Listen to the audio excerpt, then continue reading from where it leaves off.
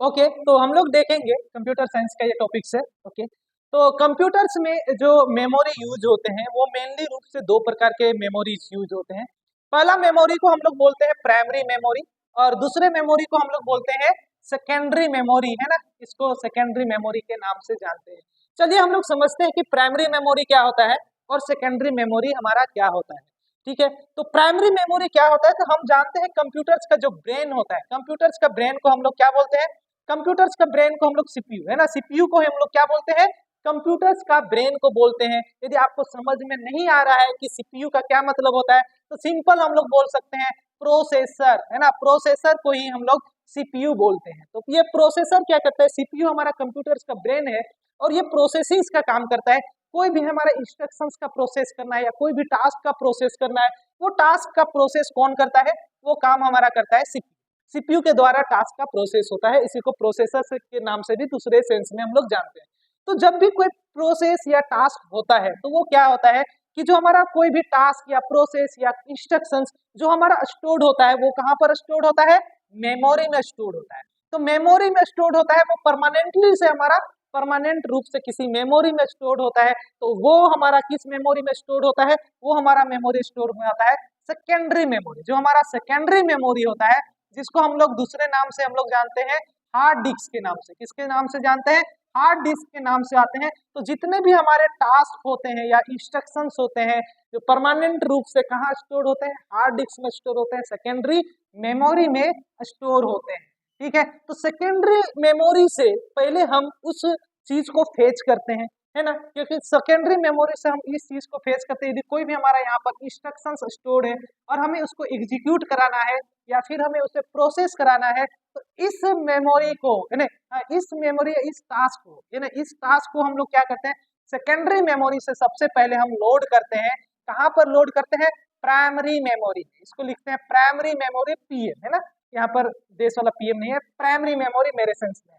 ठीक है, इसलिए शॉर्ट रूप लिख रहा हूँ। ठीक है, तो प्राइमरी मेमोरी में हम लोग स्टोर करते हैं और प्राइमरी मेमोरी का टाइप हमारा क्या होता है, रैम होता है। क्या है, रैम, है ना। तो रैम का इसका मतलब यहाँ पर हम लोग देख सकते हैं, यहाँ पर सिंपली है कि यदि कोई भी डेटा को हमें स्टोर करना है परमानेंटली रूप से, तो उस डेटा को हम स्टोर करते हैं, कहाँ स्टोर करते हैं, सेकेंडरी मेमोरी में स्टोर करते हैं। और सेकेंडरी मेमोरी में जो हम डेटा को स्टोर करते हैं, है ना, ये टास्क को स्टोर करते हैं, वो परमानेंटली स्टोर होता है, वो कभी डिलीट नहीं होता है। यदि हम कंप्यूटर्स को भी ऑफ कर देंगे तो भी वो डिलीट नहीं होता है। तो सेकेंडरी मेमोरी को हम लोग नॉन वोलाटाइल मेमोरी भी बोलते हैं। क्या बोलते हैं इसको, non volatile memory. Non volatile memory का मतलब हो गया कि वैसे मेमोरी सेंस से है जिसपे हमारा पावर को यदि हम लोग ऑफ कर देंगे तो उसमें स्टोर्ड जो डेटा होगा, है ना, वो कभी डिलीट नहीं होता है। इस प्रकार के मेमोरी को हम लोग बोलते हैं सेकेंडरी मेमोरी।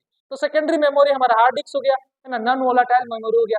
अब क्या करते हैं कि यदि कोई भी प्रोसेस को, इंस्ट्रक्शंस को हमें या तो कोई भी, है ना, इंस्ट्रक्शंस को एग्जीक्यूट कराना है ना, प्रोसेस के सर के माध्यम से, तो वो पहले टेम्पोररी बेसिस पे एक अलग मेमोरी में लोड होता है। याद रखना, यहाँ पर एक मैं वर्ड यूज कर रहा हूँ, टेम्पोररी बेसिस पे, है ना, टेम्पोररी बेसिस पर वो लोड किया जाता है, उस प्रोग्राम को लोड किया जाता है दूसरे मेमोरी में, और वो मेमोरी हमारा कहलाता है रैम मेमोरी। रैम मेमोरी का जो फुल फॉर्म होता है वो होता है हमारा random access memory. Random access memory होता है क्योंकि ये जब जरूरत होता है, जब हमें एग्जीक्यूट करना होता है, जब कोई भी टास्क को परफॉर्म करना होता है, उसी टाइम में उस टास्क को लोड किया जाता है, इंस्ट्रक्शंस को लोड किया जाता है रैम, है ना।